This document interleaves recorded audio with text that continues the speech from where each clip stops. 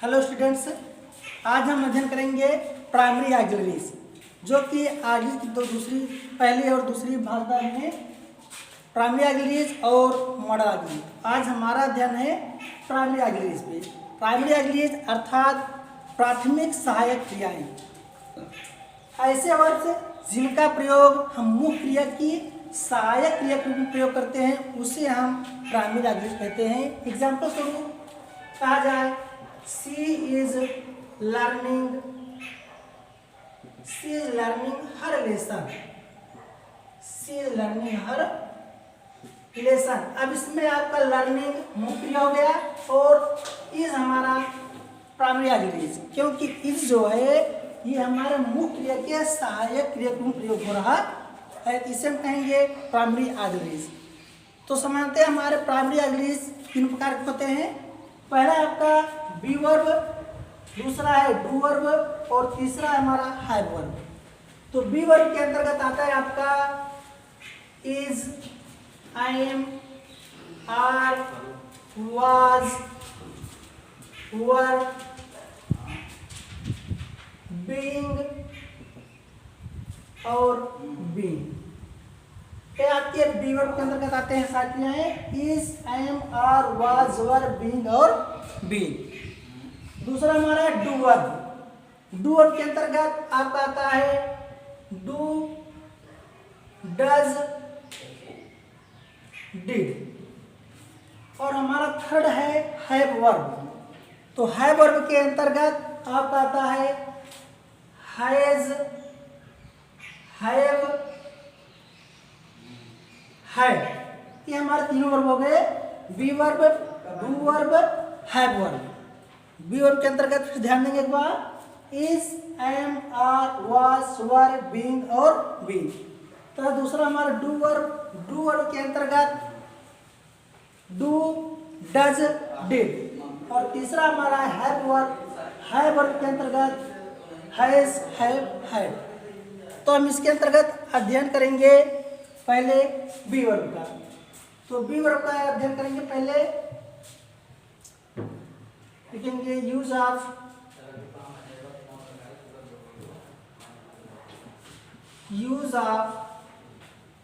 B verb.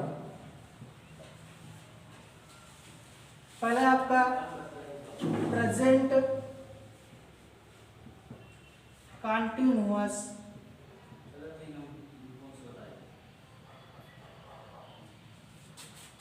Tense के रूप में। तो प्रेजेंट कंटिन्यूअस टेंस के रूप में बी वर्ब में हम प्रयोग करते हैं इज, एम और आर का। इसमें प्रयोग करते हैं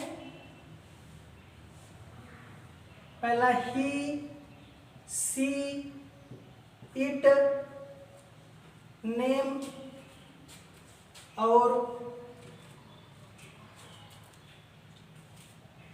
एक वचनकर्ता के साथ, एक वचनकर्ता के साथ इज का प्रयोग।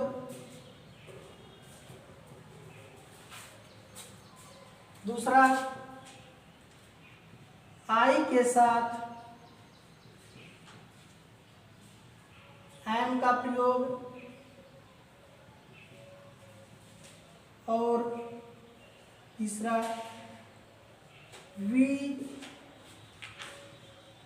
यू, दे तथा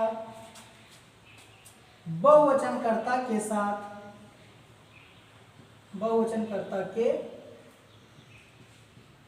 साथ आर का प्रयोग करते हैं। ये आपके प्रेजेंट कंटिन्यूअस टेंस के रूप में जो प्रयोग करते हैं इज, एम, आर का। तो इज, एम, आर, इसमें हम प्रयोग करते हैं आपका पहला है ही, सी, इट, नेम और एक वचनकर्ता के साथ इसका प्रयोग। आई के साथ एम का प्रयोग। वी, यू, दे तथा बहुवचनकर्ता के साथ आर का प्रयोग। इसका जो स्ट्रक्चर होता है, स्ट्रक्चर लिख लेंगे एक बार। स्ट्रक्चर सिंपल होता है subject plus is, am, are plus main verb ING form लगा होता है प्लस ऑब्जेक्ट प्लस अदर। ये हमारा प्रेजेंट कंटीन्यूअस टेंस का अफर्मेटिव सेंटेंस का स्ट्रक्चर। जैसे कहा जाए वह चाय पी रहा है, वह चाय पी रहा, क्या करेंगे स्टेटमेंट का सब्जेक्ट पहले ही इज टेकिंग टी। ध्यान देंगे जब हम चाय पीने का व्याख्या हो, चाय पीने की बात आए तो वहां पर हम ड्रिंक नहीं करते बल्कि टेक करते हैं। तो हो गया ही इज टेकिंग टी। इस प्रकार से आपके तीनों नियम पे तीन चार जो हो कहा जाए मैं अंग्रेजी पढ़ रहा हूँ, हो जाएगा आई एम रीडिंग इंग्लिश। ये आपका प्रेजेंट कंटीन्यूअस ग्रुप में हो गया। दूसरा आपका है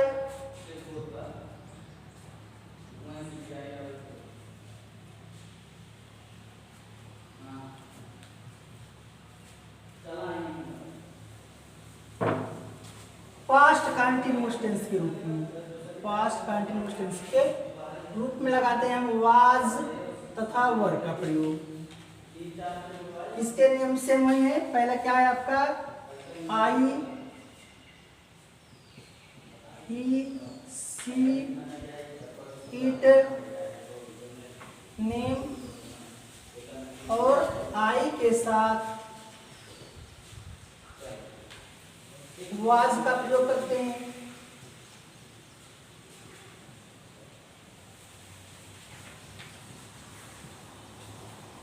दूसरा है आपका वी यू दे तथा प्लूरल नंबर के साथ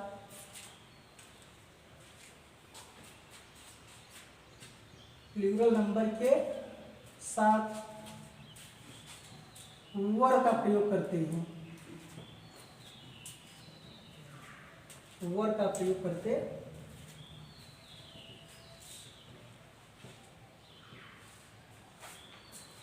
इसका स्ट्रक्चर लिख लेंगे। स्ट्रक्चर होता है इसका सिंपल। सर्वप्रथम हमारा सब्जेक्ट प्लस वाज या were plus main verb plus ING form रहेगा मेन वर्ब का, प्लस ऑब्जेक्ट प्लस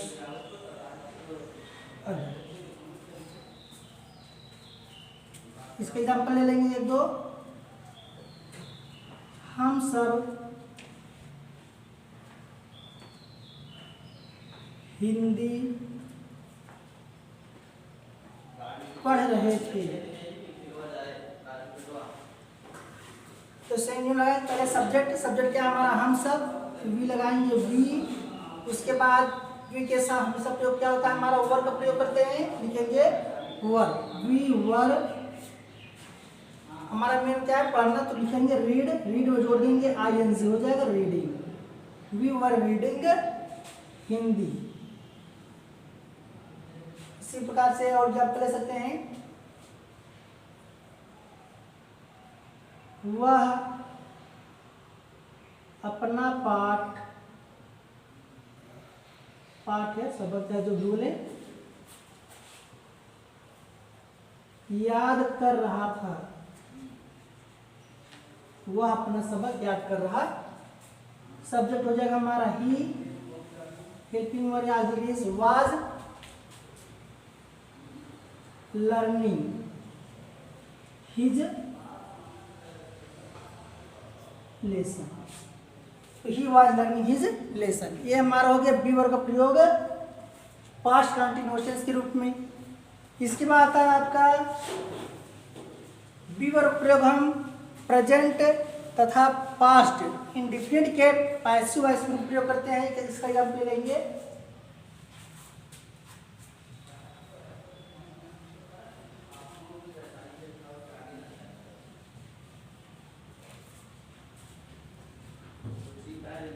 तीसरा नियम आपका बी वर्ब का प्रयोग, बी वर्ब का प्रयोग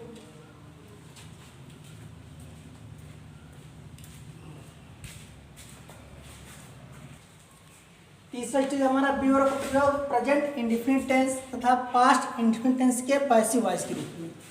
हमने इसके पहले पैसिव वॉइस अध्ययन किया है, तो पैसिव वॉइस में जो हमारा ऑब्जेक्ट होता है उसको प्रधानता दी जाती है, तो अर्थात हम ऑब्जेक्ट को सब्जेक्ट मान करके लिखते हैं। जैसे आपका स्ट्रक्चर है subject be verb plus third form plus by plus object. अगर आपके वाक्य में कोई डायरेक्ट ऑब्जेक्ट होता है तो उसे हम मेन वर्ब के बाद लिखते हैं, लेकिन आपके वाक्य में केवल ऑब्जेक्ट है, हम क्या करते हैं उसे बाय प्लस ऑब्जेक्ट करते हैं। जैसे आपको वाक्य एक सांप उसके द्वारा मारा जाता है, ये हमारा प्रेजेंट टेंस का है, तो क्या करेंगे एक सांप पहले हमारा सब्जेक्ट है, क्या लिखेंगे आ स्नेक, आ स्नेक। अब बी वर्ब है हो हूँ आया अर्थात क्या आएगा इज, ता स्नेक इज। अब लिखते वर्ब का थर्ड फॉर्म, वर्ब क्या है kill, killed, a snake is killed. By लिखेंगे किल्ड बाई, किसके द्वारा मारा गया उसके द्वारा, क्या करेंगे बाई ही, ये हमारा पैसिव वॉइस हो गया। दूसरा एक निबंध उसके द्वारा लिखा गया, तो पहला सब्जेक्ट क्या हमारा एक निबंध क्या लिखेंगे एन एसे, एन एसे। अब साथ ये क्या लगा इसमें वाज, एक क्वेश्चन क्या लगाएंगे an essay was written, an essay was written by he. इस प्रकार से हम प्रेजेंट इंडेफिनिट टेंस और पास्ट इंडेफिनिट टेंस के पैसिव वॉइस में बी वर्ब का प्रयोग करते हैं। थर्ड नंबर आता है आपका, नेक्स्ट आपका है बी वर्ब बीन। बीन का प्रयोग हम present perfect continuous, past perfect continuous, future perfect continuous के साथ करते हैं। एग्जाम्पल लेंगे जैसे वह 2 घंटे से, वह 2 घंटे से cricket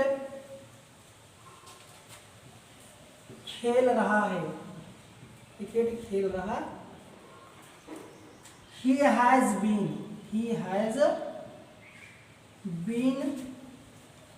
playing cricket for 2 hours, for 2। इसमें हम बीन का प्रयोग किए हैं। इस प्रकार से आपके तीनों वाक्य present perfect continuous tense, past perfect continuous tense और फ्यूचर परफेक्ट कंटिन्यूअस टेंस में बीन का प्रयोग करते हैं। प्रेजेंट परफेक्ट टेंस में has been, have been, past perfect continuous में हैड बीन और फ्यूचर परफेक्ट कंटिन्यूअस टेंस में विल हैव बीन और शैल हैव बीन के रूप में बीन का प्रयोग करते हैं। तो आज तक हमारा वीडियो यहीं तक हो, आगे हम डू और का प्रयोग करेंगे। नेक्स्ट वीडियो का इंतजार कीजिए।